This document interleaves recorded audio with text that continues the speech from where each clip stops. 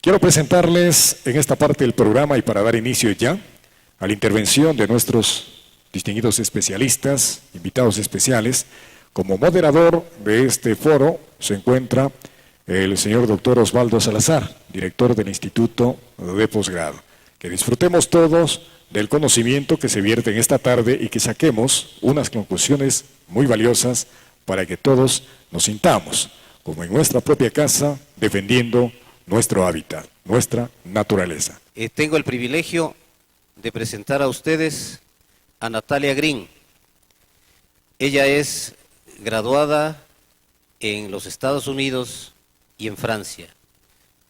Su profesión es politóloga, tiene una maestría en Ciencias Políticas en la Facultad Latinoamericana de Ciencias Sociales y una especialización en Cambio Climático en la Universidad Andina Simón Bolívar. Actualmente coordina el programa de Incidencias Políticas de la Fundación Pachamama y forma parte de la Comisión Técnica de la Iniciativa Yasuní. Les dejamos entonces con la participación de Natalia Green. Muy buenas tardes y muchísimas gracias por la invitación en esta tarde para compartir con ustedes el estado de la iniciativa Yasuní TT, compartirles el contenido también de la iniciativa, contarles cómo nos está yendo. Y antes de nada quisiera aclararles que yo en este momento les voy a presentar el contenido de cómo hemos estado trabajando, de los avances de la iniciativa, del contenido de la misma. Sin embargo, voy a hablar a título personal, ya que la única persona que tiene la vocería oficial de la iniciativa es la señora ministra María Fernanda Espinosa. Así que con esa introducción quisiera comentarles de qué se trata la iniciativa y por qué nace esta iniciativa. Justamente, la iniciativa Yasuní TT se conforma en el momento tras una, y es importante lo que dice Osvaldo, sí es importante resaltar de dónde sale la iniciativa. Y sale justamente de una lucha de pueblos indígenas, de movimientos ambientalistas que entienden la importancia del Parque Nacional Yasuní y de los ecosistemas, especialmente de la Amazonía, y que quieren justamente que se conserve ese crudo bajo tierra, que ven la necesidad y la importancia de conservar esa biodiversidad y obviamente frente a una perspectiva tan grande como fue el encontrar en el ITT casi el 20% de las reservas de crudo del país, que se encuentran justamente en el bloque ITT. En el 2007, el presidente Correa, en el Foro de las Naciones Unidas, presenta ante el mundo la iniciativa Yasuní TT.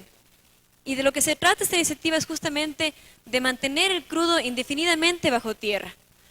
La razón para hacer esto es porque allí existen pueblos no contactados, existe una gran biodiversidad que les va a hacer notar más adelante que es realmente el lugar más biodiverso del mundo. Y lo único que pide el Ecuador ante esto es que la comunidad internacional compense al Ecuador, al menos con la mitad de los recursos que hubiese recibido el Ecuador en el caso de explotar este petróleo. Esto es justamente lo que el Ecuador presenta en el 2007 en el Foro de las Naciones Unidas y asume entonces el compromiso de ser el primer aportante a esta gran iniciativa. ¿Por qué en el Ecuador? ¿Por qué nace una idea tan importante en el Ecuador? Bueno, como les decía, somos realmente el país más biodiverso del mundo. Tenemos ecosistemas tan frágiles y únicos como es la Amazonía, como son las Islas Galápagos, como es la Cordillera de los Andes, como son nuestros páramos, como es justamente una serie de factores que hacen que el Ecuador, con su pequeña área, sea el lugar más biodiverso del mundo. Y no solamente en términos de diversidad biológica, sino en términos también de diversidad cultural. En el Ecuador comparten más de 14 nacionalidades, cada una con sus propios idiomas, la mayoría está en la Amazonía, pero a pesar de todo tenemos que además reconocer que somos un país petrolero y que desde los 70 hemos estado explotando este recurso natural no renovable que representa casi el 60% de las exportaciones del país. Este es justamente un mapa de los países megadiversos del mundo, del cual nosotros formamos parte. Algunos científicos dicen que somos uno de los 5 más biodiversos y una recopilación de estudios muestra justamente que somos el primero en ocupar este lugar. Tenemos, por ejemplo, en nuestro país y nuestra superficie, el 18% de las aves del mundo, de las orquídeas del mundo, el 9% de los anfibios y el 8% de los mamíferos del mundo. En nuestro país acogemos a 2 de los refugios del Pleistoceno. Uno de estos es justamente el Yasuní. ¿Y qué es un refugio del Pleistoceno?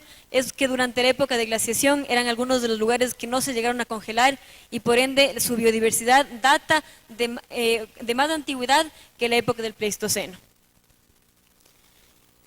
Justamente al ocupar este lugar tan importante en términos de biodiversidad, somos el país adecuado en plantear un mecanismo como es la iniciativa Yasuní-TT, no solamente para la protección de nuestros recursos, sino como un mecanismo incluso de mitigación del cambio climático, un mecanismo que nos permite no solamente pensar de manera ambiental, el tema del cambio climático de manera ambiental, o pensar simplemente en reducción de emisiones, sino pensar el tema del cambio climático como un problema geopolítico, el más importante en este momento en la actualidad, en la humanidad, para la humanidad, y pensar en la manera de resolverlo, o al menos tratar de mitigarlo, no solamente de una perspectiva ambiental, sino también desde una perspectiva de derechos, desde una perspectiva de protección de la biodiversidad, desde una perspectiva de protección realmente de las futuras generaciones que habitarán en estos lugares. Justamente, como ustedes saben, nosotros tenemos una altísima producción petrolera todavía en el país. Hay precios muy altos que hacen, por ejemplo, que esta presión sea aún más grande. Por ejemplo, cuando el precio del petróleo se puede llegar a un promedio de unos $80 por barril, ha subido, como ustedes saben, más de este precio y por lo tanto hay una gran presión, tanto el sector petrolero como el sector productivo en general, de explotar estos recursos, ya que tienen cada vez un valor más apreciado en el mercado internacional.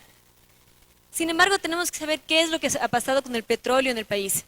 Desde los años 70 no se ha sembrado el petróleo en el país, es decir, no hemos usado esos recursos para realmente fomentar el desarrollo económico del país, especialmente el desarrollo de la región amazónica, del lugar de donde provienen estos recursos. En esta región simplemente existe más pobreza, existe desempleo y se puede ver que a pesar de que, por ejemplo, el tema de infraestructura ha mejorado gracias a la industria petrolera, no ha sido el desarrollo económico, el milagro que todos hubiésemos querido con la inversión de esos recursos. Si es que vemos, por ejemplo, aquí el PIB, el ingreso por habitante en el Ecuador, podemos ver justamente que el ingreso realmente no se estabiliza y no crece desde la explotación petrolera, crece a partir de aquella, pero se estabiliza porque no existe una reinversión de los recursos en todos los sectores sociales especialmente, incluso todo lo que tiene que ver con todo el tema de educación y salud. Este es, por ejemplo, un mapa de los ecosistemas que teníamos en el Ecuador. Este es un mapa de sierra de los ecosistemas originales. Sin embargo, como vemos en la siguiente lámina, esta es la situación del país en 1996. Es decir, con los datos que se están recopilando para una nueva edición de este mapa, podríamos ver que es mucho más que del 41% de nuestros ecosistemas que realmente originales que han desaparecido en el país. Y por lo tanto, a pesar de que siempre hablamos que somos un país muy biodiverso, tenemos muy poca biodiversidad todavía que conservarla y realmente es un tesoro que tenemos que conservar en nuestro país. El otro problema del tema petrolero en general está vinculado con el tema de colonización y el tema de apertura de carreteras. Si ustedes ven, por ejemplo, las carreteras y lo cruzan con el tema de deforestación, pueden ver que al ingresar a la Amazonía para extraer el petróleo, se relaciona mucho con el tema de deforestación y de aumento de la colonización. En este cuadro que se pueden ver cuáles son los yacimientos que existen en el país, podrán ver justamente que estamos llegando a lo que los expertos llaman el pico del petróleo. El pico del petróleo es justamente el momento en el que el mundo entero deja de encontrar más yacimientos petroleros y simplemente su producción va decayendo. Todavía no se ha llegado a ese momento a nivel mundial, se prevé que se llegará muy pronto. Sin embargo, si ustedes ven en el país, las mayores reservas aún no explotadas y de las cuales todavía depende nuestro sector petrolero es del ITT, que es del bloque que está en verde en la parte superior del cuadro. Sin embargo, para buena o mala suerte nuestra, el bloque ITT se encuentra en el Parque Nacional Yasuní. El Parque Nacional Yasuní es el lugar más biodiverso del Ecuador, o uno de los lugares más biodiversos del Ecuador, y a pesar de tener varias maneras de protegerlo, como es, por ejemplo, llamarlo Parque Nacional, que sea una reserva de la biosfera reconocida por la UNESCO, el que tenga una zona intangible, que tenga reconocimiento de territorios indígenas, no es todavía un lugar libre de explotación, no solamente petrolera, sino también maderera, libre de amenazas como es, por ejemplo, el tema de la tala ilegal, la sobrecaza. Entonces existen muchas amenazas realmente hacia un área tan biodiversa en nuestro país. Y es un área tan biodiversa que, por ejemplo, se dice que en una hectárea del Parque Nacional existen más especies de árboles que en toda Norteamérica. Incluso les recomiendo mucho que aquellos que tienen acceso al libro Biota Máxima, que es un libro que acaba de salir, muestra justamente toda la base científica de la biodiversidad de este parque y cuenta incluso más datos sobre el tema de las particularidades biológicas de este lugar tan importante. Además, obviamente, este es, como ustedes saben, el hogar de los pueblos no contactados que les mencionaré más adelante. Como les decía, entonces, es una de las áreas más biodiversas del mundo. Si quieres, pásale más adelante. Y el tema de los Tagaire y de los Tramenani es realmente muy importante, porque son dos pueblos que se dice son familias antiguas de la nacionalidad guaraní, que son dos nacionalidades que no han sido contactadas y cuya voluntad es mantenerse en aislamiento. Para respetar justamente sus derechos, se tiene que preservar este hogar donde ellos han decidido mantenerse en aislamiento. Y este es justamente el dilema del parque, como ustedes pueden ver solamente con la presentación de los antecedentes. Podemos ya prever cuál es el conflicto socioambiental que existe en el parque. Tenemos ustedes ven casi la herradura, que es la forma del parque, la cual está sobrepuesta de varios bloques petroleros y además de territorio indígena. Entonces realmente es un área muy conflictiva en términos socioambientales y donde yacen varios intereses de todo tipo. Bueno, el rato que nosotros hablamos de las reservas probadas y probables que existen en el campo ITT, perdón, se puede hablar de 846 millones de barriles de petróleo que yacen bajo el bloque ITT. Eso, si es que lo hacemos en un cálculo económico, equivale a 7.200 millones de dólares. Lo que estamos pidiendo como país es justamente, que la comunidad internacional compense al Ecuador al menos con la mitad de sus recursos, que evitarían así 407 millones de toneladas métricas de CO2 en la atmósfera. Y bueno, aquí tienen otro mapa del Parque Nacional Yasuní, que es importante inclusive visualizar, es importante que nosotros como ecuatorianos sepamos dónde queda, cuáles son sus límites, qué implica el Parque Nacional Yasuní, y como ustedes pueden ver, la herradura, tenemos incluso una zona intangible que está en la parte inferior, que es la parte en café, y varios bloques que lo sobreponen. Bueno, ¿cuáles son los elementos que les decía? El tema de la iniciativa Yasuní ITT no es solamente un tema ambiental, sino es un tema que nos compete a todos y que toca todos los temas. Toca obviamente el tema de cambio climático porque evita la emisión de 407 millones de toneladas de CO2. Esto es, y lo dirá más adelante en la presentación, todo lo que emite, por ejemplo, Francia en un año. Toca obviamente el tema de biodiversidad porque estamos conservando uno de los lugares más biodiversos del mundo.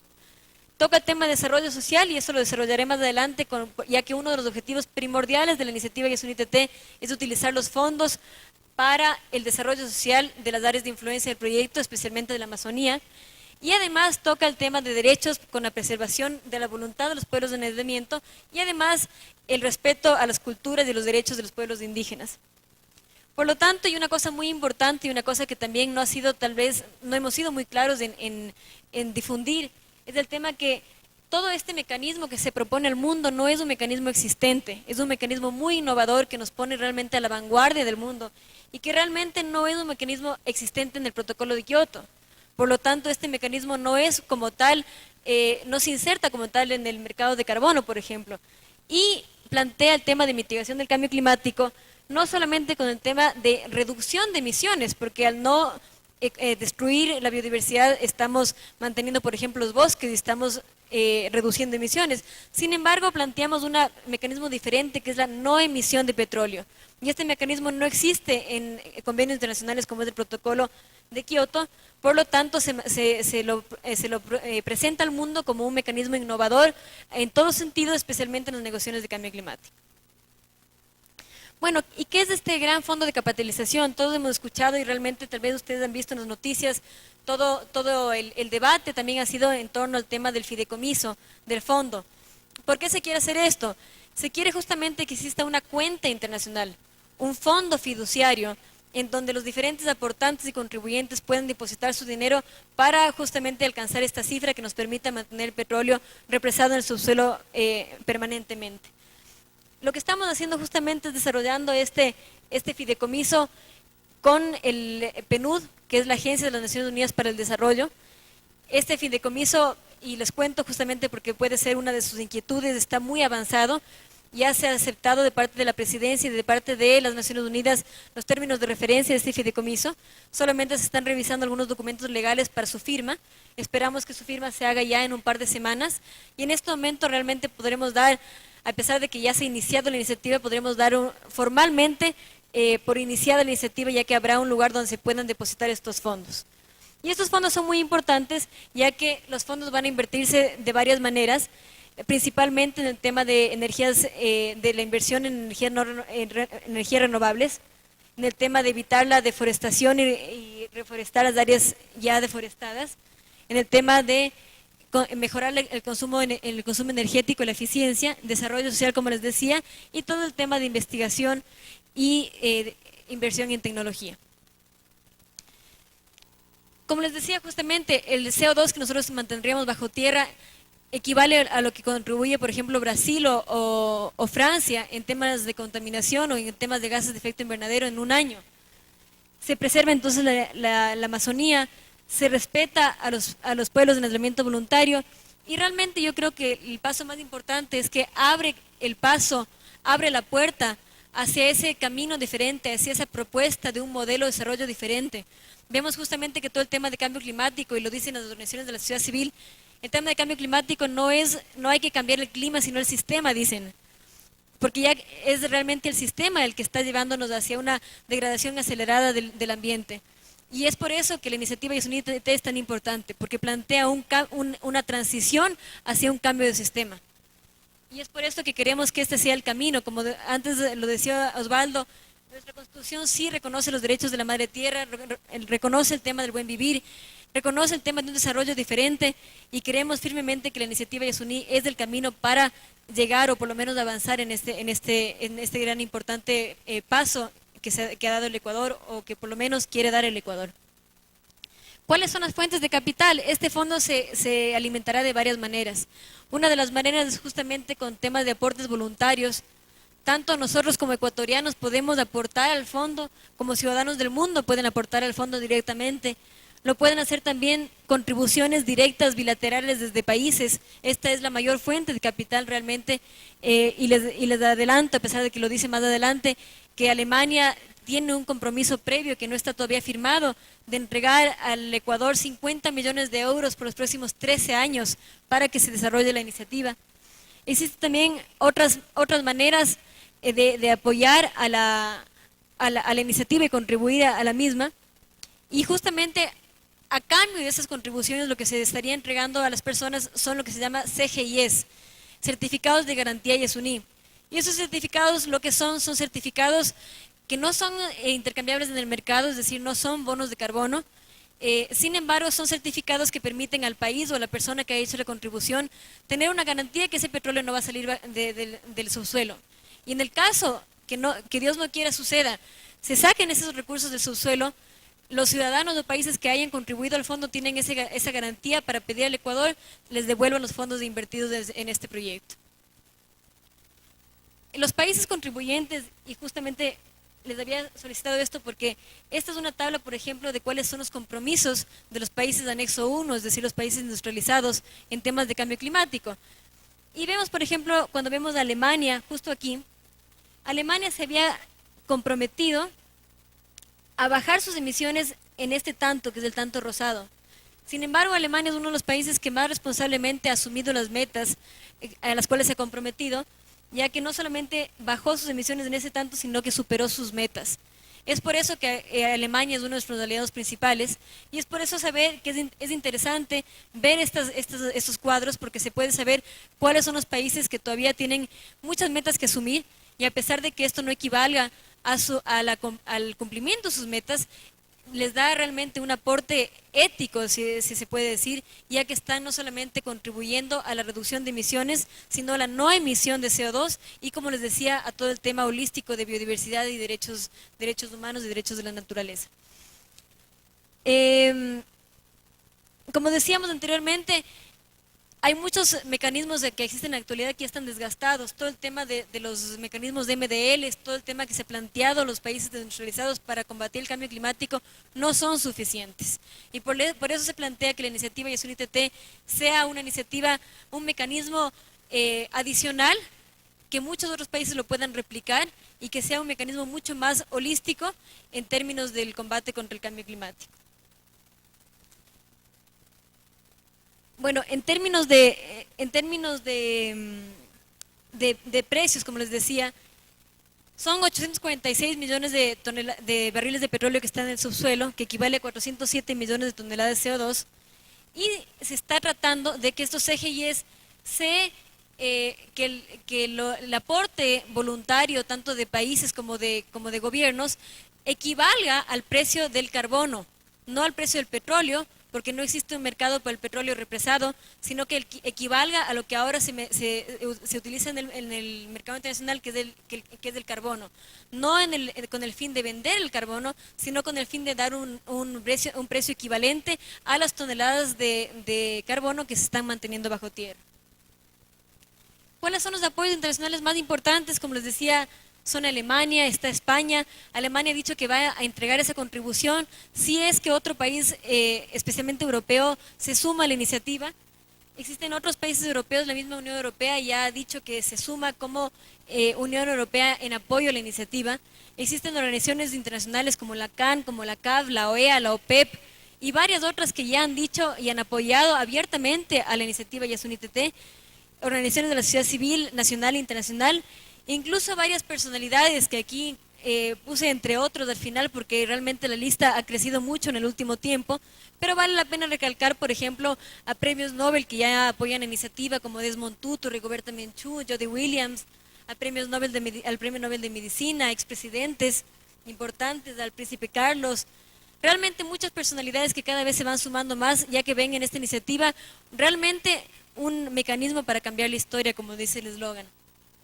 Además, existen varios otros mecanismos que vienen apoyados o vienen en conjunto con la iniciativa, que realmente no es que se está cobrando al mundo por esos beneficios que daría la iniciativa. Sin embargo, vale la pena que lo sepamos, porque esto da aún más importancia a la iniciativa, y eso es que el rato que no explotemos el Parque Nacional, el bloque ITT, estaríamos dejando de deforestar casi el precio cuando lo hacemos equivalente al tema de carbono, que es cuando se mide justamente todo ese tema de la economía ecológica, de los servicios ambientales. Si es que llegaríamos a poner un precio adicional al petróleo de lo que estamos aportando al mundo, es con casi 1.200 millones de dólares con respecto al tema de evitar la deforestación, los servicios ambientales que proveen los ecosistemas de la selva amazónica, el tema de turismo, el tema de biodiversidad, el tema de derechos. Es decir, si llegáramos a contabilizar lo que realmente está aportando el Ecuador al mundo, es mucho más de lo que estaríamos dejando de ganar solamente con el tema de petróleo. Justamente lo que hemos hecho ante todo este planteamiento de la posible explotación es hacer varios cálculos en el que vemos que la iniciativa Yasunité es una iniciativa que realmente es la mejor alternativa para el país, incluso ante la opción petrolera, porque solamente si calculamos el tema de petróleo, vemos que podemos recuperar no solamente la mitad de lo que podríamos recibir, sino la totalidad e incluso más de lo que podríamos recibir con el petróleo, que ese dinero podría ingresar al país desde el próximo año, en vez de los 5 años que demoraría, por ejemplo, el primer petrodólar en llegar del bloque ITT. Y además, en la peor de las, si es que realmente nos va muy mal en el tema de recaudación de fondos, según los estudios que se han hecho, llegaríamos a una recaudación de 5.000 millones de dólares. Y si hacemos el mejor de los esfuerzos y existe un apoyo internacional realmente masivo de la comunidad internacional y de los países, llegaríamos casi a 14 millones de dólares de recaudación a través de la iniciativa Yasunité. Dale nomás al siguiente que quiero explicarles. Lo principal que yo veo en la iniciativa no es solamente lo que estamos haciendo con el tema de dejar el petróleo bajo tierra y lo que les he comentado adicionalmente, sino es lo que se va a realizar con el dinero que llegue a ese fondo. El dinero que ustedes saben llega al Ecuador a través del petróleo. Es un dinero que simplemente va a la banca común, si se puede decir, y el gobierno lo puede utilizar de diferentes maneras. No existe una manera, no existe un patrón ni un objetivo para la utilización del dinero del petróleo. Sin embargo, lo interesante de esta iniciativa es que limita la utilización de los recursos que llegarán al fondo en de 4 o 5 maneras. La primera es la utilización de estos recursos para el tema de prevenir efectivamente la deforestación y conservación de los ecosistemas del Ecuador, especialmente de aquellos ecosistemas incluidos en el Sistema Nacional de Áreas Protegidas. El segundo objetivo es justamente la reforestación, afforestación y regeneración y manejo apropiado de más de 1 millón de hectáreas en el país que ya han sido deforestadas. Justamente incluso el manejo de esta reforestación no es una reforestación a base de monocultivos, es una reforestación que se plantea a base de especies nativas, de una reforestación con un manejo sostenible del bosque. El tercer objetivo es el tema del cambio de la matriz energética. Y este es un objetivo realmente muy importante. Todos los recursos, incluso de la iniciativa, todos los recursos del fondo se invertirán en el tema de energías renovables. Y los intereses que genere este fondo irán para el resto de objetivos. ¿Por qué? Porque el Ecuador tiene un potencial enorme en temas de energías renovables. El Ecuador es un país que recibe energía solar durante todo el año. Tenemos muchos ríos que pueden contribuir justamente al tema de generación hidroeléctrica. A pesar de que nosotros planteamos que esta generación se haga más a pequeña escala que a gran escala, tenemos todo el tema de la energía geotérmica. Como ustedes saben, el Ecuador vive prácticamente sobre volcanes, por lo tanto el potencial geotérmico del país es enorme. Además, es un país que puede recuperar toda la energía eólica y la energía mareomotriz, que es la energía de las olas. Por lo tanto, como país tenemos un gran potencial para el desarrollo de energías renovables, incluso de lo que se habla de las energías libres, de otro tipo de energías que se pueden desarrollar gracias a la inversión en tecnología con estos fines. El cuarto objetivo es todo el tema de desarrollo social en las áreas de influencia de la iniciativa. Y justamente es todo el tema de salud, el tema de educación, no solamente en las áreas... no solamente se plantean las áreas de la iniciativa, pero especialmente en la Amazonía ecuatoriana, que es la región del país que más gravemente ha sufrido los efectos de la contaminación petrolera y cuyos recursos no han retornado a la Amazonía. Y quinto, es este nuevo objetivo que es el tema del apoyar a la investigación, ciencia, tecnología e innovación con los fondos de la iniciativa Yasunité. Como les digo, además la parte muy interesante de la iniciativa es que no lo estamos planteando como un mecanismo solamente para el Ecuador. Lo estamos planteando como un mecanismo que pueda ser replicado a nivel de otros países. ¿Y qué otros países? Obviamente no vamos a querer que venga Estados Unidos con Alaska y nos diga que Alaska quiere dejar su petróleo bajo tierra. Lo que queremos es que sean otros países con las mismas características que el Ecuador, países megadiversos, países tropicales, países que tengan combustibles fósiles bajo tierra, países en vías de desarrollo. Y aquí justamente hay una lista: Brasil, Bolivia, Colombia, República del Congo, Nigeria. Hay muchos países que podrían ya plantearlo, y les cuento justamente que después de la cumbre de Cochabamba tuvimos la grata sorpresa de saber que ya hay unos esfuerzos bastante avanzados, especialmente por ejemplo en Nigeria, de ya empezar un mecanismo de replicabilidad de esta iniciativa en diferentes países que tienen nuestras mismas características. Por lo tanto, es una iniciativa que vale, es una iniciativa que funciona, es una iniciativa que está yendo adelante, que estamos a punto de realmente firmar el documento vinculante que haría de esta iniciativa realmente una iniciativa real, y lo que queremos es justamente que la sociedad civil del Ecuador sea realmente la primera embajadora, sean realmente los ciudadanos ecuatorianos los primeros embajadores en apoyar a esta iniciativa, en apoyarla 100%, en apoyarla como no un proyecto de gobierno, sino un proyecto a largo plazo, en apoyarla justamente porque genera incluso fuentes de empleo, porque genera ingresos, y en apoyarla porque estamos siendo innovadores y realmente estamos a la vanguardia del proceso internacional en temas no solamente de cambio climático y mitigación, sino también estaríamos, ojalá, en la vanguardia de la protección de los derechos de la naturaleza. Con eso me despido. Muchísimas gracias. También es un honor presentar en esta tarde, en este foro, la iniciativa Yasuní ITT que organiza el Instituto de Altos Estudios de la Universidad Técnica del Norte, a la doctora Esperanza Martínez. Bueno, muchas gracias. Muchas gracias a los organizadores. Creo que con eventos como este vamos efectivamente a garantizar lo que creo que es un sueño ese sí de todos, ¿no? Y es que se conserve el Yasuní, se respeten los derechos de los pueblos y podamos iniciar un paso hacia una sociedad y una civilización postpetrolera.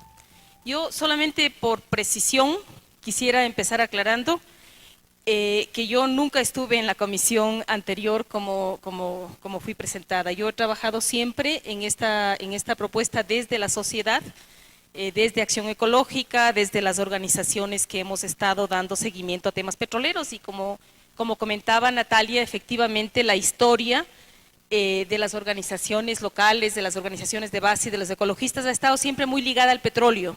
Muchos de nosotros nos hicimos ecologistas a propósito del tema petrolero en la Amazonía y entonces aprendimos a conocer cómo eran los impactos caminando con los compañeros afectados por la Texaco, por los distintos pozos, caminando con los indígenas, mirando cómo eran sus territorios y cómo son ahora.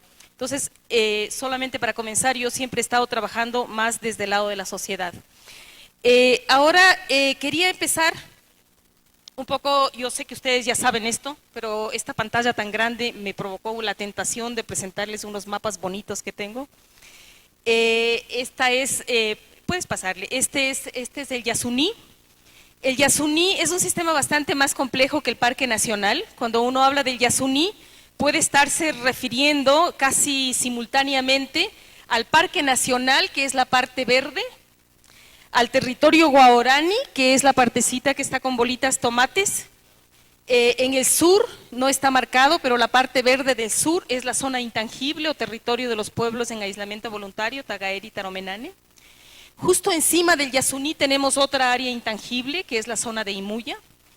Y bueno, toda esta parte que está punteada es lo que se llama la reserva de la biosfera Yasuní. Entonces, es un sistema más grande que el parque, y es un sistema que tiene ya, desgraciadamente, una historia de afectaciones petroleras.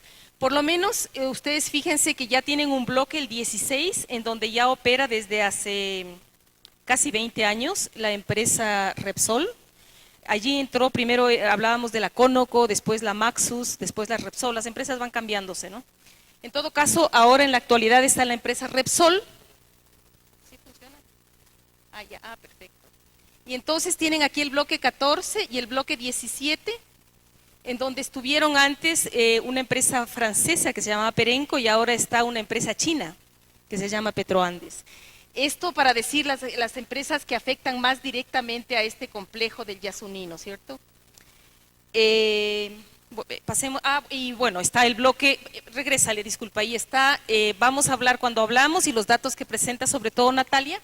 Nos referimos a este de aquí, que es el ITT, que también se llama bloque 43, y este es el bloque 31, que es el bloque en donde estuvo la empresa Petrobras, y después ahora está en manos de Petroamazonas. Cuando Petrobras mantenía este bloque, estaba peleando por la licencia ambiental, era muy interesante ver cuáles eran las razones para tener tanta insistencia. La razón, porque ese es un bloque que tiene poquito petróleo.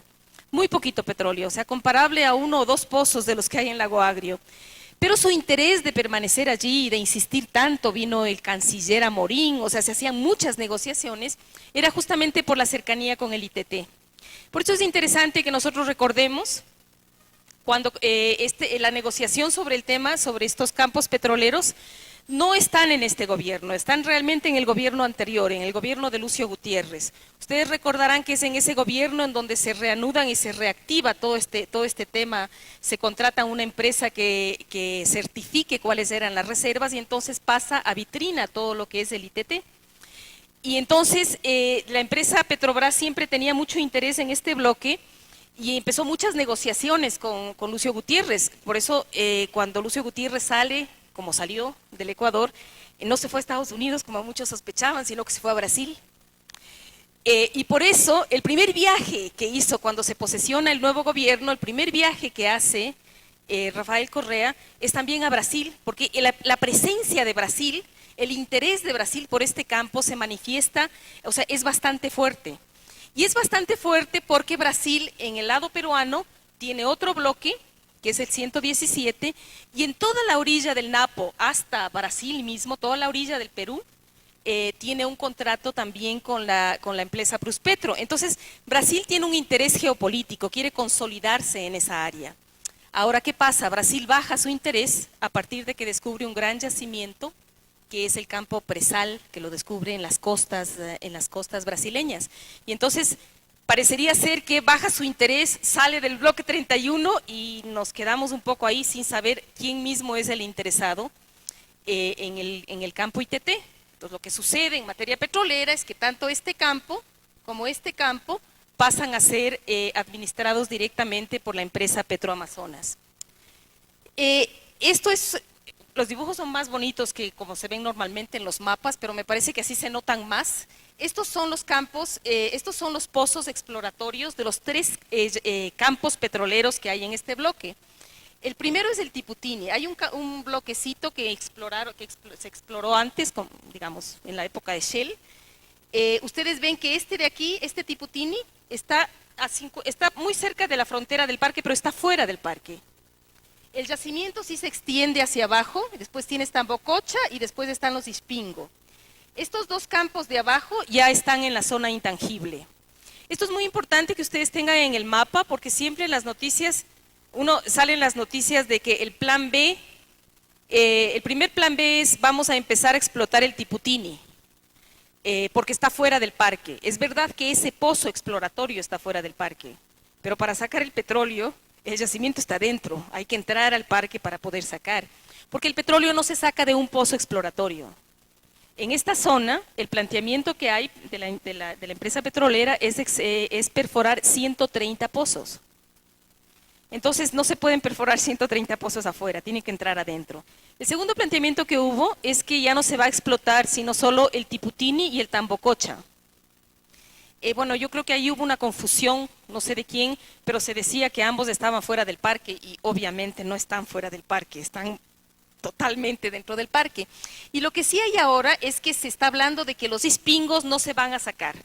Las razones, según comentábamos con Natalia ahora que veníamos, las razones son 2. La una, que el Ispingo está totalmente dentro del área intangible y el Ecuador, digamos, los pueblos aislados, ese territorio de pueblos en aislamiento voluntario, cuentan con medidas de protección por parte de la Comisión Interamericana de Derechos Humanos. Intervenir su territorio podría significar un delito de genocidio por parte del gobierno, ¿no? Entonces, esa es una razón fuerte. Y la otra razón es que ese petróleo es muy pesado. Tal vez esta sea la razón realmente verdadera. Y que sacar ese petróleo sería muy, muy costoso. Entonces, ahora el plan B, que se llama, es solamente explotar estos campos de aquí arriba, el Tiputini y el Tambococha. Sigamos. En este gráfico, este es un gráfico similar al que Natalia presentaba antes cuando ustedes veían toda esta zona deforestada, ¿no? La zona petrolera, que es la zona que operó Texaco, y bueno, después Petroecuador, es la zona que está casi en las cabeceras de los ríos.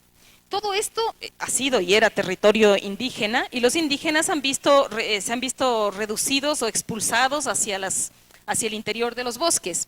Pero claro, el tema es que la mayor parte de estos desechos se van a ir descargando a los ríos y entonces tenemos ya un problema de contaminación serio, ¿no?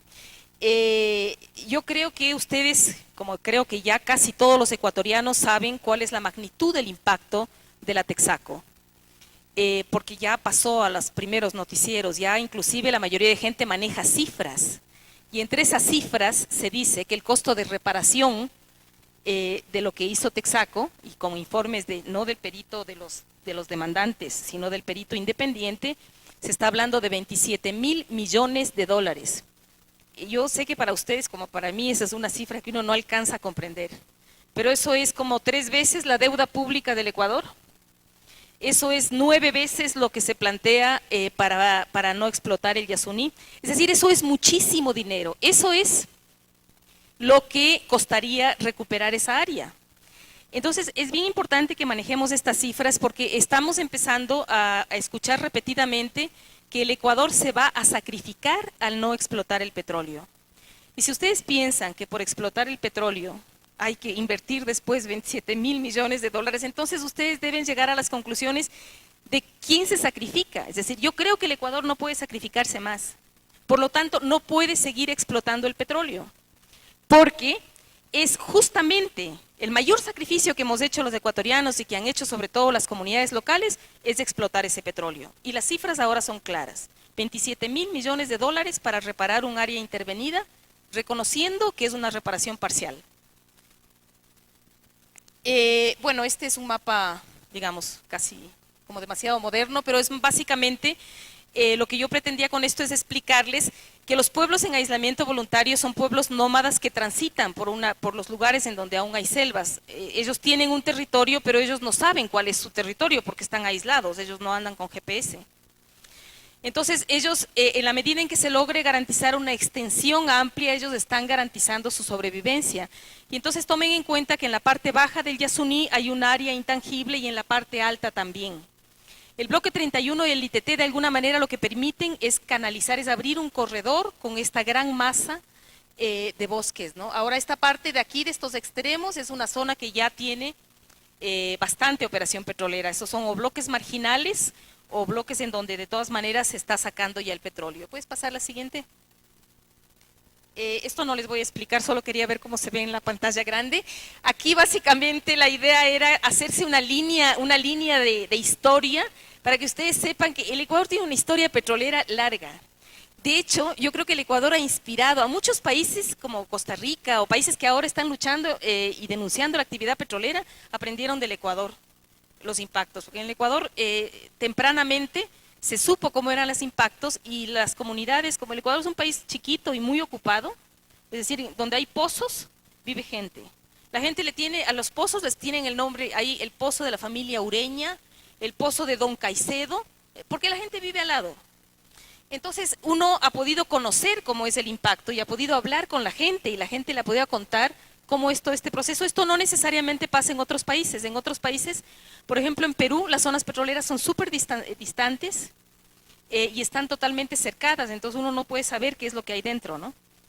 Ahora, aquí tenemos una línea histórica que tiene algunos momentos importantes. Yo solamente les quiero traer a la memoria que una de las cosas importantes que pasó recientemente fue la construcción del oleoducto de crudos pesados, que se decía que era fundamental para sacar los crudos. Sin embargo, el oleoducto ahora va medio vacío y justamente ahora se plantea que necesitamos sacar más crudo pesado para poder llenar el tubo. Ya se había alertado que con esto lo único que se iba a lograr era ampliar la frontera petrolera. Y bueno, hay algunas otras cosas que están señalándose allí que son apertura en el Ecuador en los años 70. Se nacionalizó el petróleo, pero después se abrió a las empresas transnacionales y ha habido todo un proceso de las empresas transnacionales que han ido, digamos, yo diría que por decirlo menos, de la manera más amable, que han ido de abuso en abuso, de estafa en estafa al gobierno y que son contratos, algunos de los cuales han saltado, ¿no? Han reventado. Veamos la siguiente paralela a esta historia petrolera y una historia de resistencias antiquísima. Aquí no es que empezamos a hablar ahorita del tema petrolero. De hecho, solamente tomen en cuenta que el juicio de la Texaco ya tiene como, si no me equivoco, unos 16 años, solo del juicio.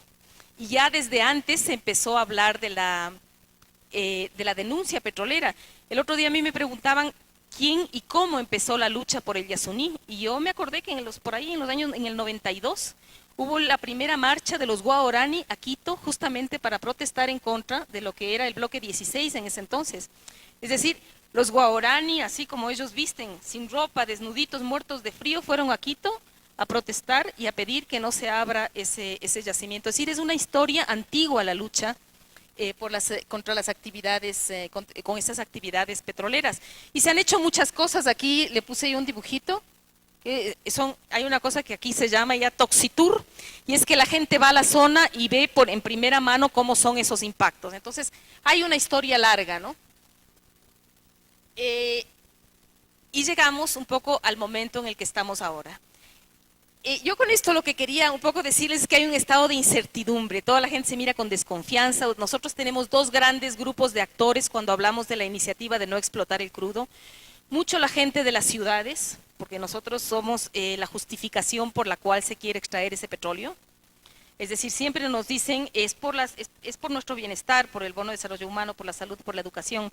Y también están los pueblos que no saben exactamente qué está pasando, a los que les dicen más o menos lo mismo, pero con otras dimensiones, ¿no? A ellos, si no hay petróleo, no hay dispensario médico. Entonces, ahí se está utilizando mucho el tema de la mayoría, del número de la gente, como una suerte de chantaje para que tengamos que seguir sacando petróleo a pesar de que las cifras económicas y a pesar de que la historia de la actividad petrolera nos demuestra que eso no funciona así. No, así no ha funcionado ni en este país ni en ningún país. Ahora hay recientemente salió un libro de Alberto Acosta que se llama La maldición de la abundancia, pero yo el término maldición de la abundancia lo oí hace bastantes años y era un término que se usaba para explicar la situación de los países que tienen recursos naturales. Se decía, son países que tienen la maldición de tener recursos naturales, porque si los tienen van a ser más pobres. Países que no tienen esos recursos naturales son mucho más estables. Uruguay, por ejemplo, siempre ha sido más estable en todo sentido. Más bienestar, no tiene recursos naturales, justamente por eso ha habido menos este proceso de saqueo y este proceso de empobrecimiento. Bueno, sigamos. Entonces, bueno, aquí les ponía yo una fórmula que es la cosa más absurda que hay, solamente para darles pie a decir que a nosotros nos pueden confundir y presentar cifras un poco, digamos, como se quiera, ¿no? Normalmente lo que hacen los economistas o lo que hace la industria petrolera es manejarles una serie de cifras sobre crecimiento, empleo, desarrollo humano que son bastante ficticias. Y a los que somos ecologistas se nos acusa de ser utópicos, de ser irreales, cuando yo creo que es totalmente al revés. La gente ecologista o las comunidades campesinas saben con certeza qué implica tumbar un bosque, qué implica la contaminación. Y sin embargo, lo que parece ser real, pragmático, económico, práctico, son una serie de cifras que nunca se cumplen. Está comprobado, digamos, es fácil comprobar, les puedo dar un par de ejemplos. Cuando se construía el OCP se decía que iban a haber 7,000 empleos.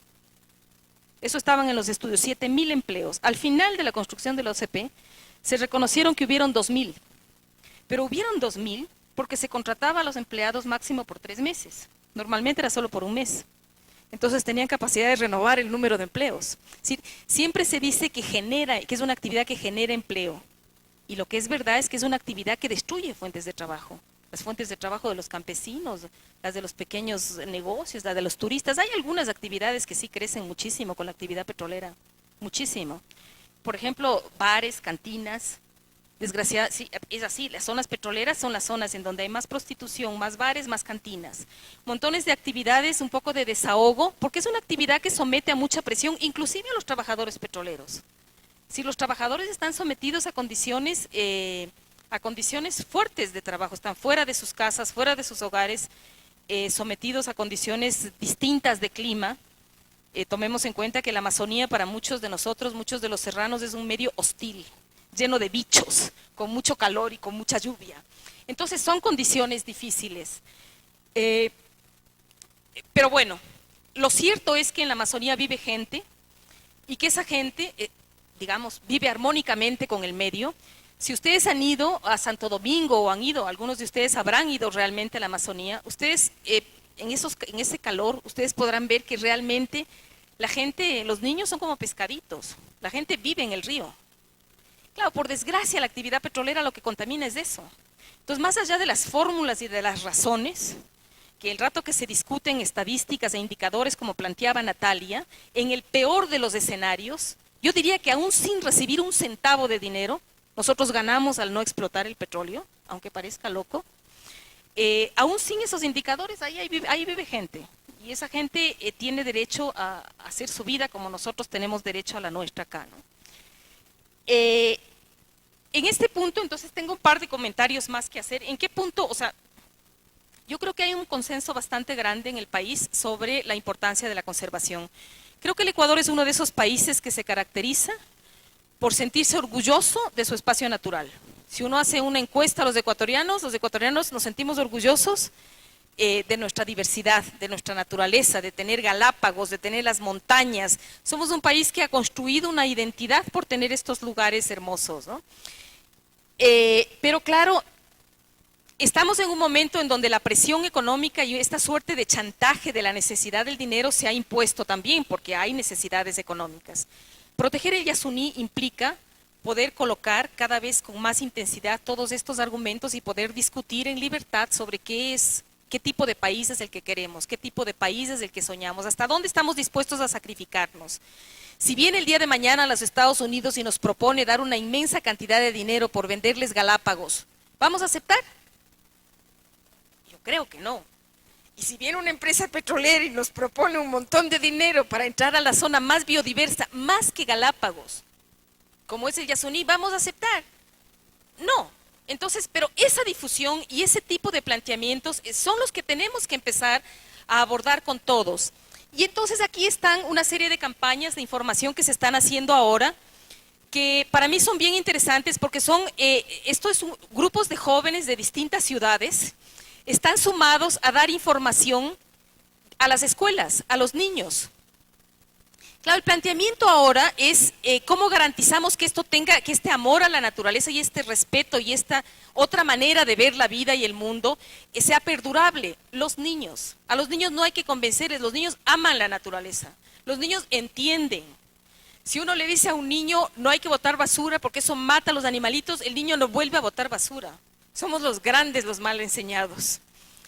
Entonces, esta campaña de información con niños y con jóvenes, yo debo decirles que los jóvenes, por lo menos de lo que conozco inmediatamente, bueno, de Quito y sí de algunas otras ciudades, están absolutamente volcados a la idea de conservar el Yasuní más allá de lo que sea, digamos, más allá de si hay compensación o no, solamente porque es un reconocimiento de que hay gente que está viviendo y de que hay una naturaleza que no se puede destruir. Y entonces se está haciendo esta campaña y hay un dibujito que nos hizo una chica que dibuja muy lindo, que dice que un poco la idea es empezar a recoger simbólicamente dinero en unos chanchitos. ¿Por qué razón? Porque aún no hay mecanismos establecidos por el gobierno. Es decir, el gobierno está a punto de plantear límites finales de tiempo, pero aún no hay forma en la que cada uno de nosotros podamos hacer contribuciones. Vamos a tener que innovar alguna para que podamos efectivamente hacer ese tipo de contribuciones. Paralelamente a esto que sucede en las ciudades, en las zonas hay también un proceso montado. Las comunidades locales están trabajando en sus propios planteamientos del summa causai. Y obviamente el summa causai, que es un vivir en armonía con la naturaleza, no conjuga con petróleo. El presidente de la CONAIE dijo hace poquito en una entrevista, el summa causai es sin petróleo. A mí me pareció tan obvio, pero después digo, qué bestia. Hemos pasado tanto tiempo hasta poder llegar a esa conclusión. El summa causai, por lo menos para los indios, es sin petróleo, porque el petróleo destruye el agua, las fuentes de vida, provoca que llegue gente nueva, compite recursos, provoca inflación desde el punto de vista económico, provoca enfermedades, provoca empobrecimiento. Entonces la gente local está trabajando en propuestas de summa causai y podemos hacer del Yasuní no solamente un lugar de donde no salga petróleo, sino también donde no entre, donde no hayan plásticos, donde no se consuma gasolina, donde el transporte sea alternativo, donde la energía sea alternativa. Si funciona en Yasuní, yo creo que tenemos esperanzas. Si no funciona en Yasuní, difícilmente funcionará en otros lugares. Y creo que hay una lámina más, si no me equivoco. ¿Sí? Es para decir, el problema de todo esto es que estamos contra el tiempo. Porque es verdad que el gobierno ha planteado que es el plan A, pero el plan B funciona mucho más articuladamente, tiene mucho más impulso, tiene muchos más aliados de poder, porque el plan B está articulado a grupos de poder, y la única esperanza del plan A es que haya una sociedad informada que opine. Pienso que efectivamente la última lámina sobre la que no voy a entrar es el tema de los derechos. Si esto se resuelve en derecho, el Yasuní no se podría explotar, porque tenemos derechos en la Constitución que lo prohíben. Si esto se resuelve aplicando solo el artículo 407, para una explotación del Yasuní debería haber consulta popular. Entonces, de todas maneras, con consulta popular, con derechos o sin derechos, estar informado y ser parte de una propuesta como esta, creo que es algo, digamos, sobre lo que uno ya no puede escoger. Uno tiene que tomar partido, porque no hacer algo es ser cómplice de que los grupos de poder impongan, como siempre, sus intenciones, sus deseos y sus formas de hacer lo que siempre hacen, ¿no? Sacar beneficio a costa de los otros. Ahora, dentro del foro, es para nosotros motivo de satisfacción enorme presentar a un docente de la Universidad Técnica del Norte. Es profesor de la Facultad de Ciencias Agropecuarias y Ambientales, el doctor Marcelo Dávalos Herrera.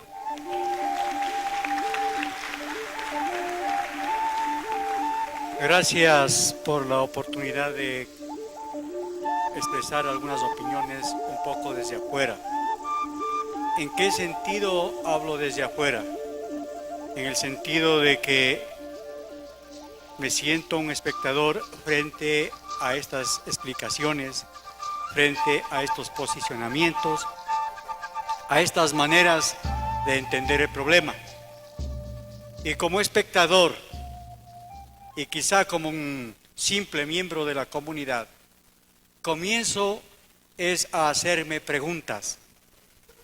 Y en primer lugar, mi pregunta es, mi interrogación, mi reflexión es, ¿hasta qué punto nosotros como personas, nosotros como ciudadanos, como país, estamos involucrados en este proyecto Yasuní ITT? ¿Hasta qué punto lo hemos entendido y lo hemos interiorizado como para también asumir una posición? Y yo creo, sinceramente, que aquí hay una gran deficiencia, una gran falencia en los mentalizadores de este proyecto, en las personas que de una u otra manera están participando, sea con opiniones favorables, sea con visiones diferentes, pero hay una falencia al no tratar de involucrar a la ciudadanía. Y yo creo también que esto, si bien es un problema, representa un reto y una oportunidad. ¿Para qué?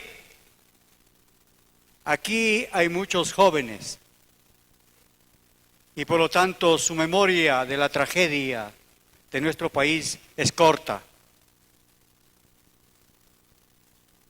Recordemos lo que pasó hace apenas 10 años cuando este país fue asaltado por banqueros, fue asaltado por políticos y miles, cientos de miles fueron despojadas físicamente de su posibilidad de vida. Las secuelas han sido y serán muy grandes. Y entre ellas hay una de mucha importancia, que nos dejaron sin esperanzas, nos dejaron totalmente desconfiados de nuestras propias posibilidades.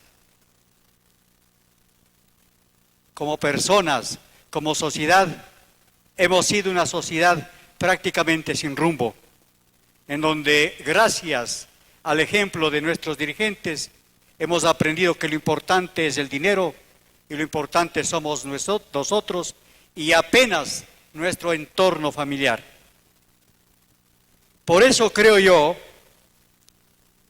que esta es una oportunidad para que de nosotros salga un proyecto nacional, que Yasuní sea un proyecto de país, no un proyecto de gobierno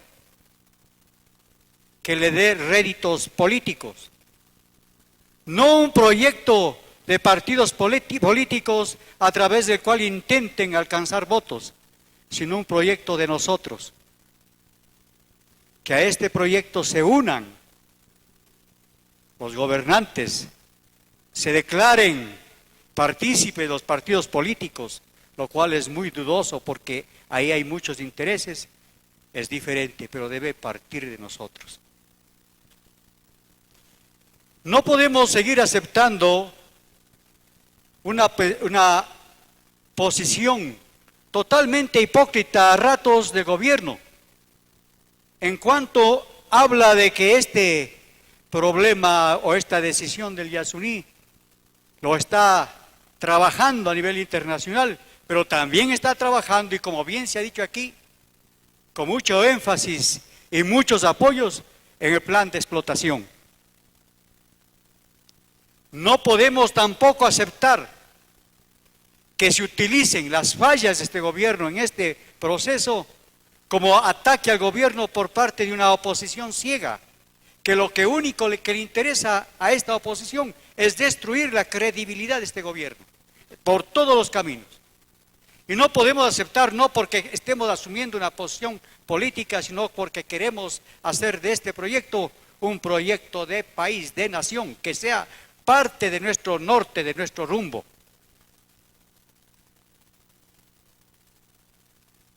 Se habla ya con suficiente información de la tremenda importancia que tiene el Yasuní. Se recalca la gran cantidad de especies, la gran biodiversidad, a tal punto que para nosotros eso ya es un conocimiento incorporado, que quizás sea parte de nuestra, o forme parte de llevarnos a una decisión de involucramiento en esta propuesta. Pero también debemos pensar nosotros que no es exclusivamente el dinero lo que nos debe llevar a proteger esta área, sino nuestra misión como país, nuestra misión como seres humanos ante la existencia de la humanidad y de la vida. Y creo que si nosotros entendemos el proyecto Yasuní como una contribución de nuestro país para salvaguardar el futuro de la tierra, el futuro de la humanidad, ese será un motivo más que suficiente de orgullo, un motivo más que suficiente para que luchemos para que esto se dé. No es imprescindible que fijemos entre nuestras metas el tratar de conseguir el dinero. Si no nos dan, no hacemos. Inclusive,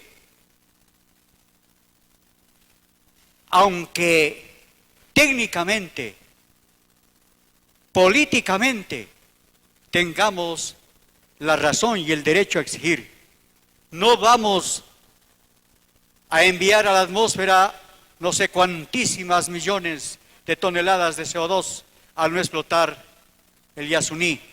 No vamos a deforestar, por lo tanto, extendemos la mano y decimos, denos lo que evitamos. Inclusive al interior de nuestro país, y muchas personas consideran eso como una especie de pedida de caridad técnica. En realidad no es así, tenemos ese derecho. Pero antes que el derecho al dinero, tenemos la obligación de salvaguardar para el mundo lo que, si creemos en Dios, Dios lo ha puesto ahí. Tampoco abogamos porque esa zona se quede ahí, pongamos una cerca moral o quizá física para que nada ingrese ahí o salga de ahí. Es también una terrible oportunidad para el país, y aquí es donde ingresa la acción de las universidades para manejar con conocimiento y con conciencia y con dignidad esa riqueza. Solamente con un estudio sistemático de la biodiversidad, podemos llegar a solventar la problemática económica del país. Mire, hablemos solamente de bacterias. ¿Cuántos miles de millones de mutaciones se producen diariamente en esa zona?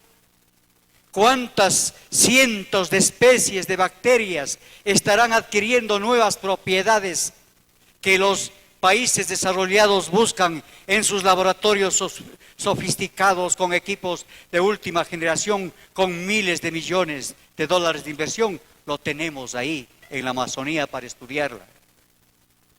Hace poco salió en una revista científica una información de cómo una investigación en biotecnología había dado lugar a encontrar un tipo de virus uno de cuyos productos de su metabolismo servía para medicina, y 1 gramo valía $400.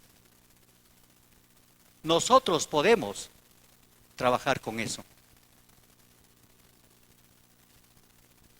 Podemos plantearnos como país lo que también se dice aquí. La zona amazónica es la más deprimida del país. Esta universidad ha tenido la oportunidad de trabajar en estos últimos 2 años en la zona amazónica haciendo remediación ambiental. Y es realmente terrible la situación de la gente. Ellos identifican falta de empleo, baja productividad, carencia de agua potable, carencia de cualquier posibilidad de crecimiento, extremada violencia, una violencia que cobra diariamente víctimas. Esa gente tiene el derecho y tenemos como país la obligación de darles oportunidades. Y eso podemos hacerlo si consideramos esto de Yasuní como una oportunidad de país. Yo creo que podremos llegar a estas situaciones que no necesariamente son sueños, ni utopías, sino visiones a las que podemos llegar partiendo desde un primer punto, con unas primeras personas, que son los jóvenes. ¿Por qué estamos aquí reunidos? ¿Quién nos convocó? Los jóvenes. El club viene trabajando hace varios meses en la idea del Yasuní. Y de ese trabajo que les llevó inclusive hacia la zona amazónica para conocer cómo es eso que nos cuentan y que vemos en dibujos y vemos en presentaciones, cómo es el Yasuní. Ellos han comenzado a trabajar. Entonces no estamos hablando de utopías, estamos hablando de posibilidades ciertas.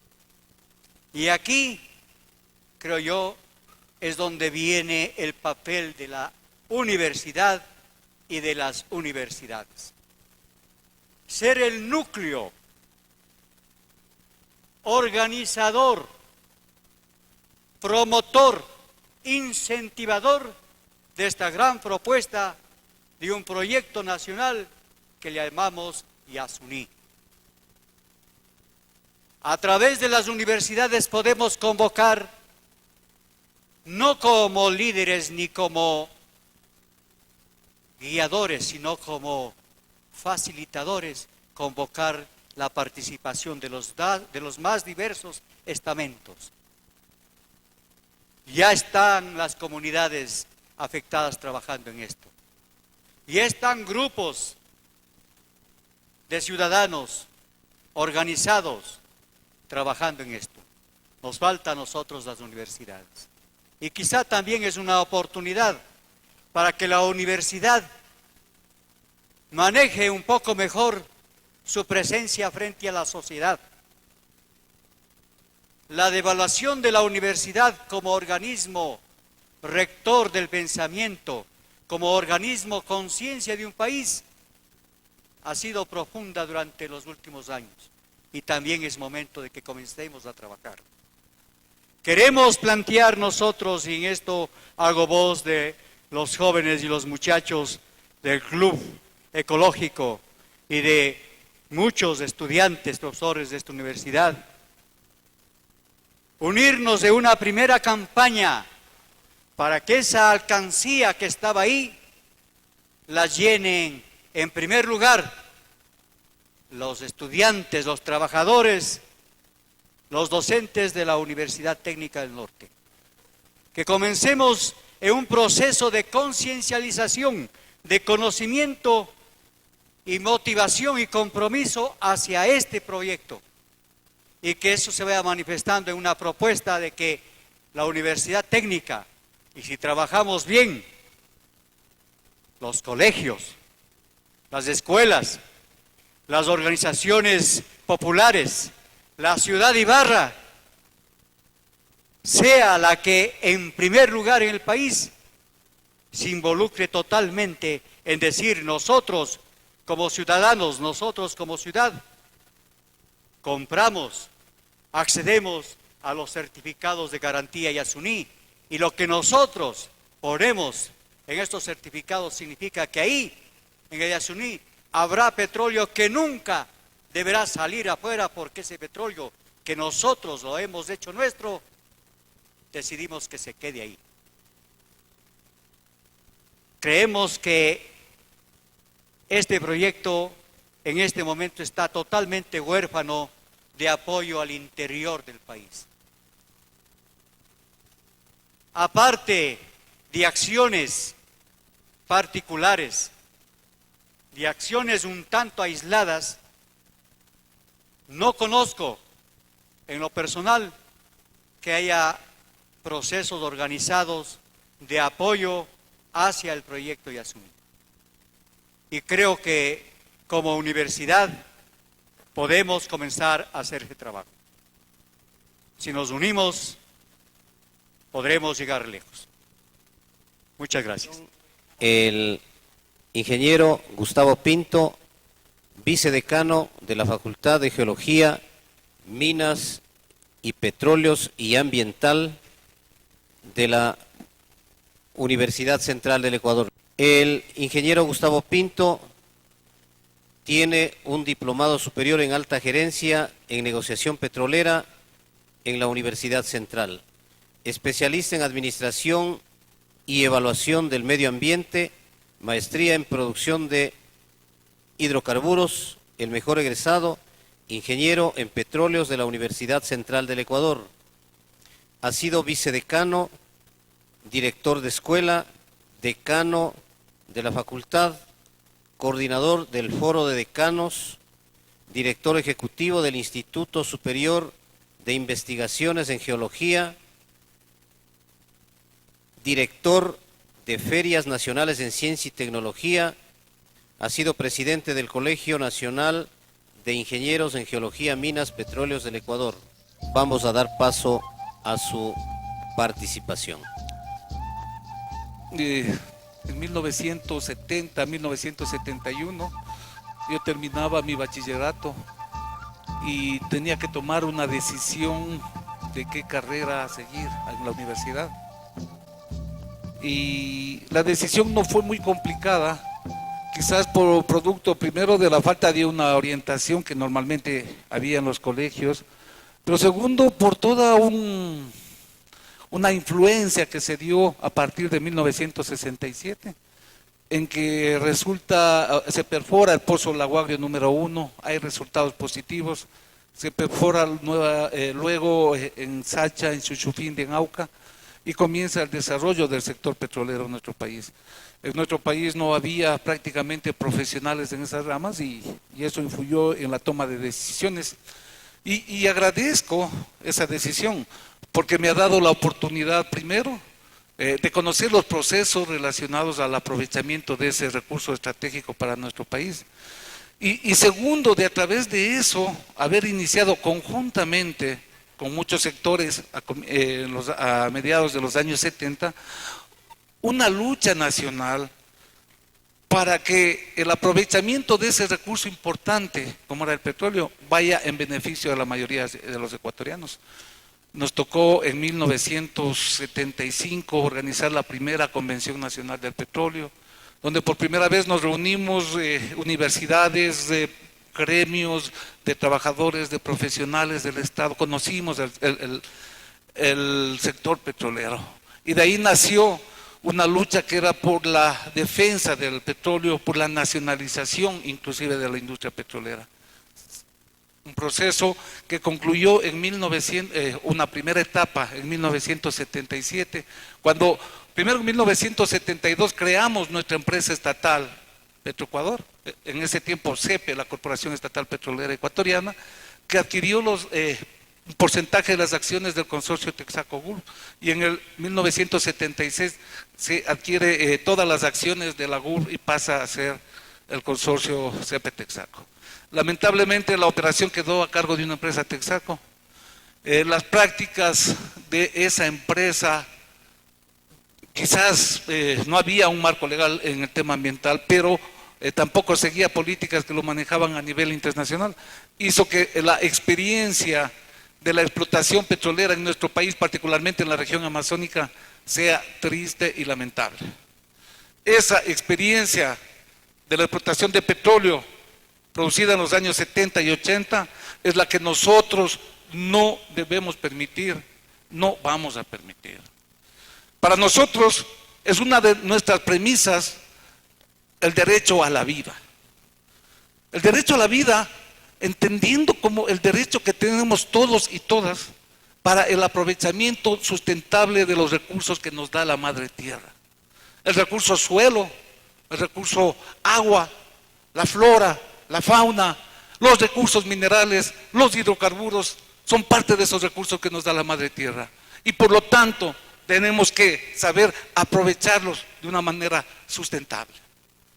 No podemos estar de acuerdo que junto a esos recursos, hidrocarburos o recursos minerales, exista hambre, exista migración, exista falta de obras de infraestructura, de educación, de salud. Nuestra consigna, nuestra premisa es aprovecharlo de una manera sustentable. Por favor. Entonces, yo voy a asumir un poco el papel de presidente de la República este rato. Voy a acoger el pedido que hacen algunos sectores o la dirigencia de algunos sectores de que en el país no se dé lugar a la explotación petrolera. Y este rato decreto, señores, se cierra la producción de petróleo. Con la tecnología actual, en 5 minutos está cerrada. Está cerrada, parada la producción de los pozos. ¿Qué creen que puede pasar en nuestro país? ¿Se han imaginado lo que puede pasar? El país se paraliza en un plazo no mayor a 6 u 8 días. ¿Por qué no mayor a 6 u 8 días? Porque si bien dejamos de producir en este momento, tenemos reservas en los tanques de almacenamiento en los diversos campos, y mientras se agote, consumamos esas reservas en 6 u 8 días, podremos de alguna manera seguir, no sé cómo llamar, porque no es vivir. A ustedes, no sé dónde vivan, pero tendrán que volver a los tiempos del caballo, a lo mejor de la bicicleta, porque la importancia del petróleo no es solamente, o no es prioritariamente la importancia económica. La importancia del petróleo es su valor energético. Como recurso energético, no tenemos alternativas, ni a corto ni a mediano plazo, que lo reemplace. El país quebrará. O sea, ya no solo se paraliza, el país quiebra, porque lamentablemente alrededor del 50% del presupuesto del Estado depende de los ingresos provenientes de la exportación de petróleo. Y mientras no tengamos una alternativa productiva cierta, real, que reemplace a esos ingresos, el país quiebra en una semana, unos 15 días. Es decir, bajo esas circunstancias, es el enfoque que quiero dar a esta conversación. De lo que estaba preparado, vamos a tener que omitir algunas cosas porque entiendo que en las características de las intervenciones anteriores se describieron. Nosotros consideramos que la alternativa o la propuesta de mantener el hidrocarburo en el subsuelo en el TT es una alternativa innovadora, una alternativa que trata de obtener un liderazgo realmente. Partamos de un principio también. Yo no quiero que ni yo, ni mi familia, ni mis hijos, ni mis nietos vivamos en un ambiente contaminado. O sea, es un suicidio. Nosotros luchamos para que el ambiente, no solamente el ambiente de la Amazonía, nuestro propio ambiente, donde vivimos, en nuestros barrios, en nuestras casas, en nuestras ciudades, sea llevado o sea lo más sano posible. Entonces nuestra acción va enfocada a eso, a mantener o al desarrollo de esa actividad productiva de maneras amigables con el ambiente. La propuesta ITT, innovadora, una alternativa interesantísima, que todos nosotros también por principio apoyamos. Pero cuando comenzamos a analizar las características técnicas, no de la alternativa en sí, sino de la posibilidad o no de llevar adelante un proceso de explotación técnicamente adecuado, con las técnicas y las tecnologías actuales. Cuando comenzamos a analizar cuál es el aporte que va a desarrollar en el supuesto en que se produzcan los 840 millones de barriles de reservas del ITT, ¿cuál va a ser el aporte en las emisiones a la atmósfera? Realmente son parámetros que debemos conocerlos. Estoy seguro que nadie de aquí conocemos, o muy pocos conocemos, y si los conocemos y no los decimos, ya nos preocupa. Entonces, la alternativa ITT como tal, una propuesta innovadora, interesante. Por favor, sigamos.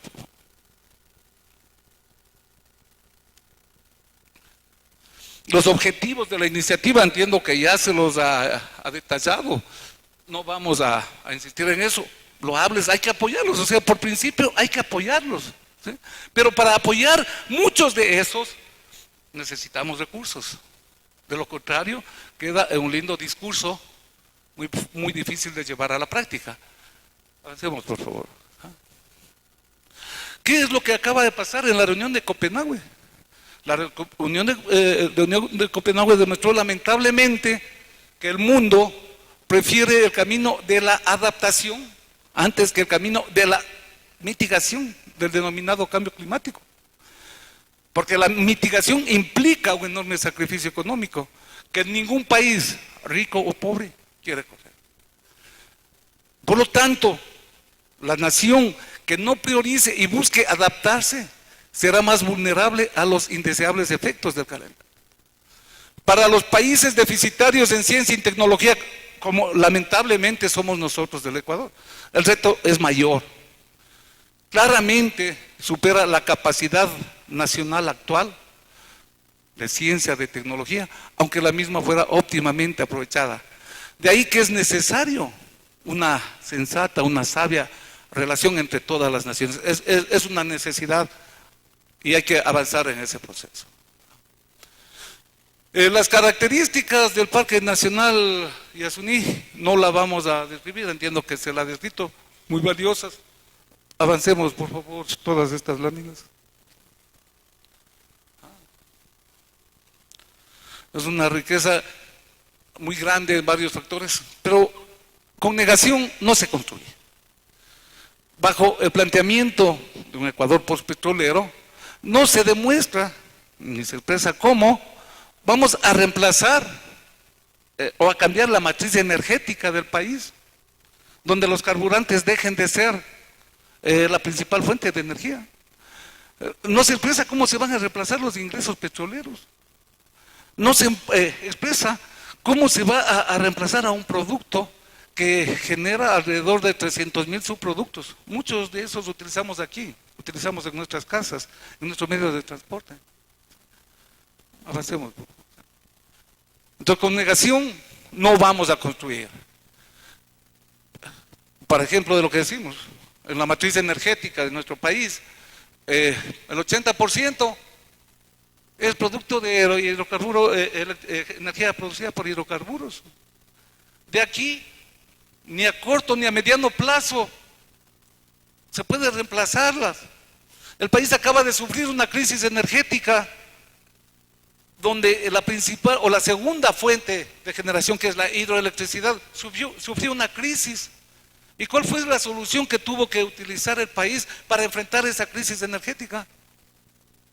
Todos sabemos, hubo que comprar y generar energía que utiliza el hidrocarburo para su generación. Entonces, además, inclusive dentro del Plan Nacional de Desarrollo de este gobierno que lucha por el summa causai, de este gobierno, que no solamente es del gobierno, que todos o muchos ecuatorianos queremos eso, no se ve ni a corto ni a mediano plazo posibilidades o alternativas que reemplacen a los hidrocarburos como principal fuente de energía. No hay. Se piensa en la energía geotérmica. Este rato estamos haciendo recién una perforación en el pozo, en el área de Tufiño. Todavía no evaluamos el potencial.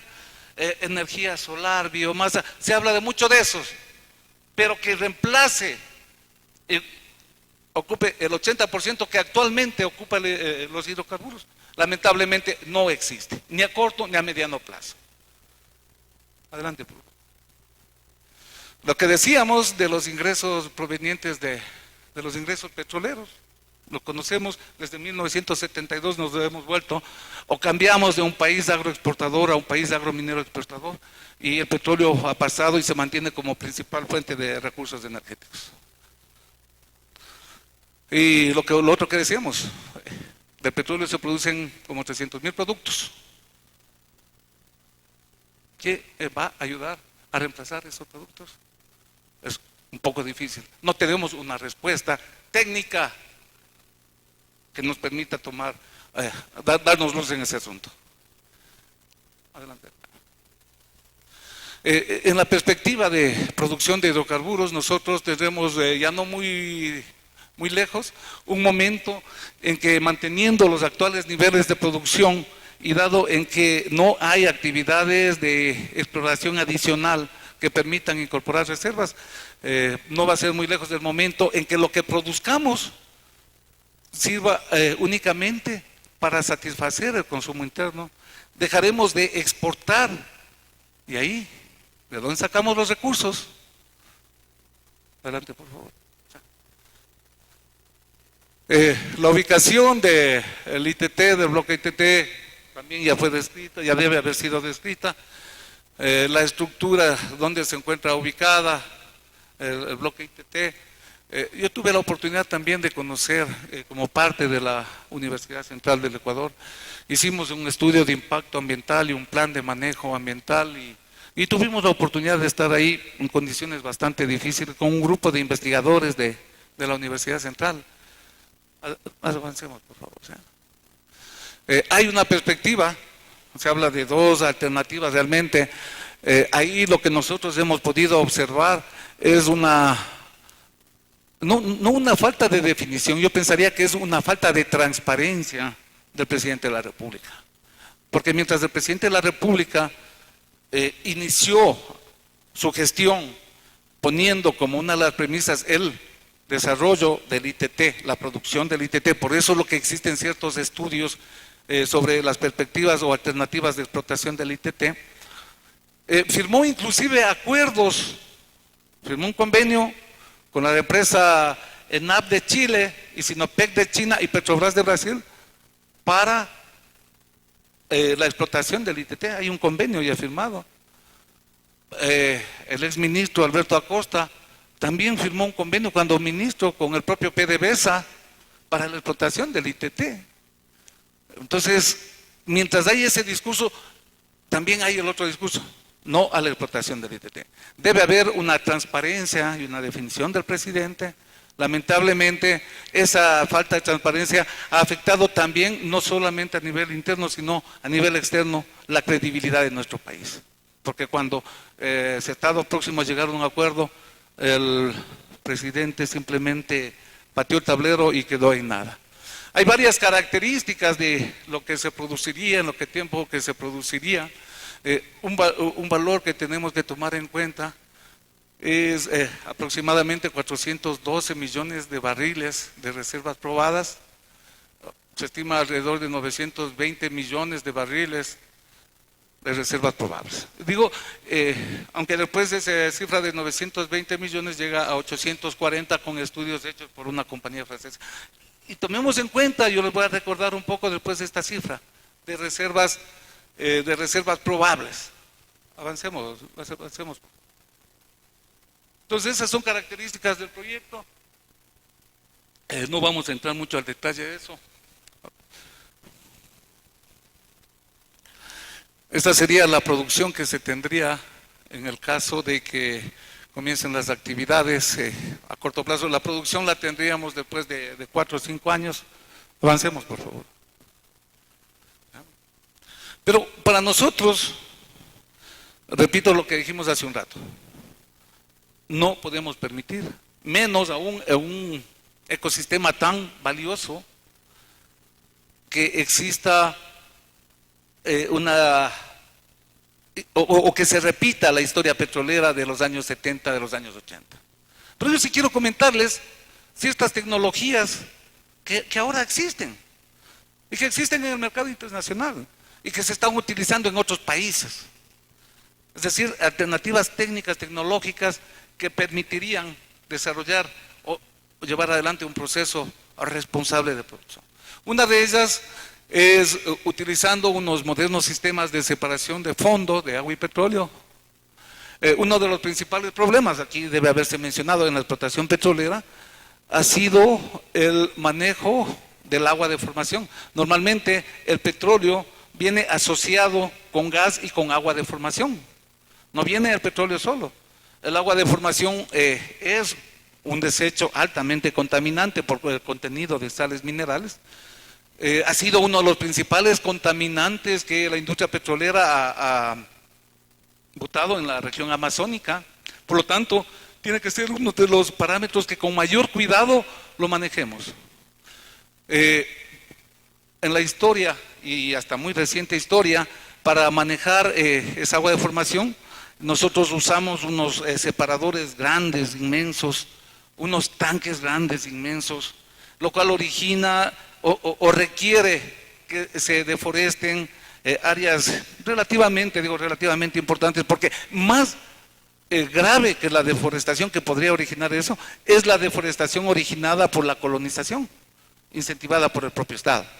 Entonces, ahora hay unos equipos, unas bombas, como las bombas que tenemos en nuestras casas, en las cisternas, bombas eléctricas sumergibles, que tú le pones y en nuestra casa bombea el fluido, el agua, a donde queramos de la casa.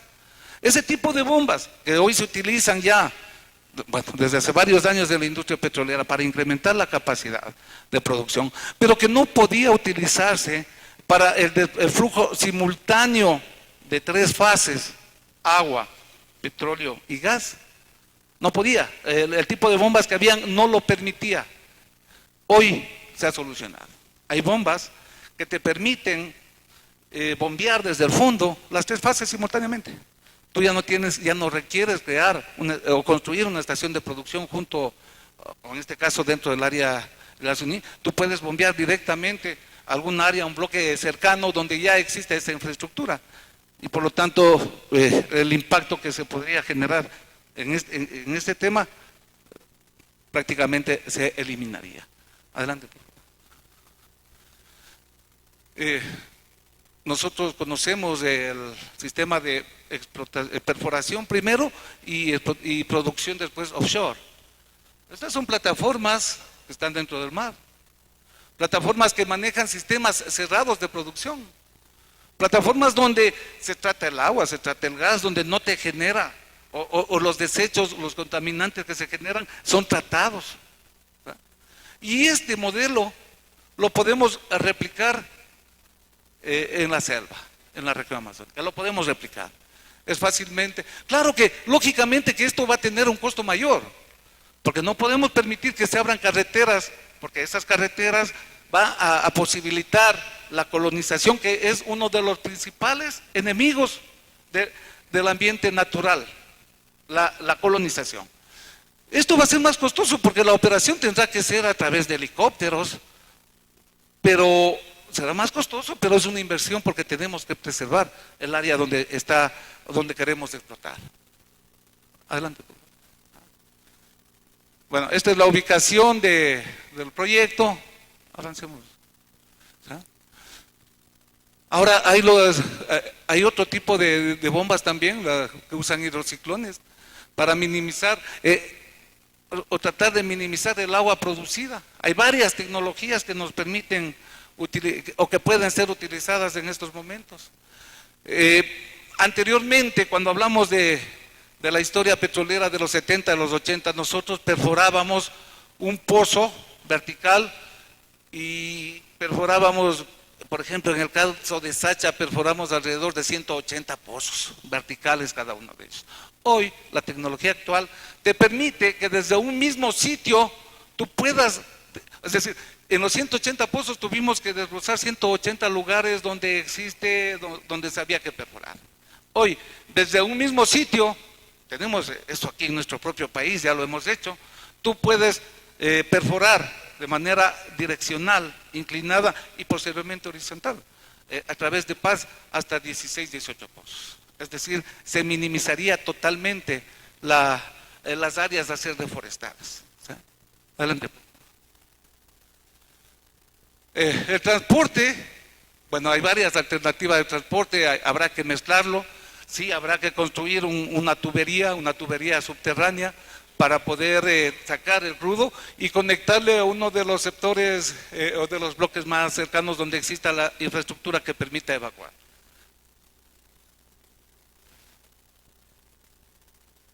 Realmente, ya lo hemos dicho, hay varios impactos ambientales, aquí ya se lo ha resaltado, no hay como negar, sí hay deforestación que va a haber, que cada vez puede ser menor, hay pérdidas de biodiversidad que cada vez es menor con el uso de estas técnicas y tecnologías.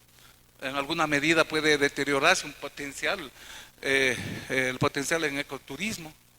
Hay afectación, o sea, no podemos decir que no va a haber, o sea, eso sería cerrar los ojos a la realidad. Lo que interesa es que ese proyecto se lo desarrolle con la menor afectación a través de la utilización de esas técnicas y tecnologías. Pero, ¿cuál es aparte del impacto que va a generar a esa zona tan delicada? Uno de los objetivos es evitar las emisiones de CO2 a la atmósfera. Hay cálculos donde se han estimado costos de abatimiento de CO2 entre 14 y 20 dólares. Estos son por tonelada métrica. Esto es fuente del Banco Mundial. El costo de neutralizar esas emisiones alcanzaría, para el planeta total, alcanzaría un valor entre 1.600 y 2.500 millones de dólares. A la que, si añadimos las emisiones por deforestación, el costo alcanzaría entre 2.600 y 3.700 millones de dólares. Pero no es justo para la industria, para los profesionales vinculados al sector petrolero, que antitécnicamente y con limitado rigor científico se sostenga que la explotación del petróleo en el ITT, en el Parque Nacional Yasuní, puede significar su destrucción. O sea, no se reconocen los innegables avances tecnológicos, tanto en el punto de vista técnico petrolero como en el punto de vista ambiental. Hoy hay normas además muy rigurosas. Las compañeras que están aquí han sido actoras de esas normas, saben que hay un marco legal que hay que ser exigentes para su cumplimiento. Sigamos. Yo mencionaba hace un rato 840 millones como una cifra de reservas probables. No es que esas reservas se van a producir. Hasta hace 10 años, con la tecnología existente hace 10 años, de las reservas probables existía un factor de recuperación de alrededor del 30 a 35%. El factor de recuperación es el porcentaje de petróleo que vas a producir de esas reservas probables. Hoy, con uso de nuevas tecnologías como recuperación mejorada, técnicas de este tipo, ha incrementado un 5 o 10% en eso. Pero vamos a asumir que la tecnología ha avanzado a tal punto que vamos a producir los 840 millones de barriles. El proyecto ITT habla de producir 840 millones de barriles en 20 años. ¿Saben cuál es la producción de petróleo a nivel mundial diaria?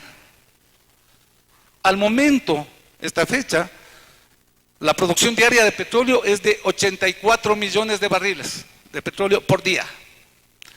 Es decir, que el mundo en su conjunto generaría emisiones en 10 días de lo que el Ecuador generaría con la incorporación a la producción del ITT en 20 años. Y si calculamos porcentualmente el aporte de esas emisiones de CO2 que daría el Yasuní en relación al conjunto de emisiones del mundo, llegaría a, es totalmente despreciable, no llega ni al 0.003%. Eso es una realidad objetiva. Entonces, esos son los parámetros que tenemos que considerar, para una toma de decisiones. Por eso, para nosotros, basta de la negación. La negación no construye.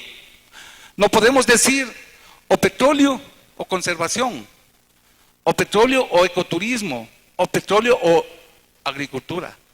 En estos momentos tenemos que sumar y tenemos que saber armonizar esas actividades productivas, petróleos, recursos minerales, agricultura, ecoturismo, para que en conjunto sirvan para el desarrollo de nuestro país.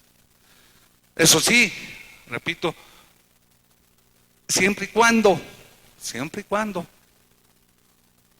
esos hidrocarburos, esos recursos minerales, esos recursos que nos da la madre tierra, sean explotadas de una manera técnica, económica, social y ambientalmente responsable y vaya en beneficio de la mayoría de los ecuatorianos. Muchas gracias.